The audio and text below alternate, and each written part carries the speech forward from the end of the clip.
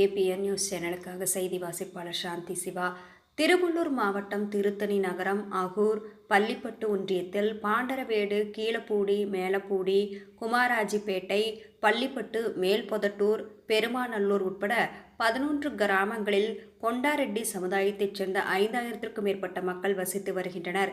இச்சமுதாய மக்களுக்கு கடந்த 2018 வழங்கப்பட்ட 286 பழங்குடியின சான்றிதழ்கள் திருவள்ளூர் மாவட்ட கலெக்டர் தலைமையில் பரிசீலனையில் உள்ளது.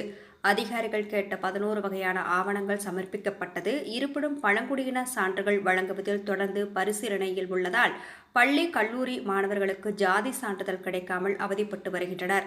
இதனால் பள்ளி, கல்லூரிகளில் மாணவர்கள் சேர முடியாமலும் அரசின் நலத்திட்ட உதவிகள் பெற முடியாத நிலையில் அவதிப்படுகின்றனர்.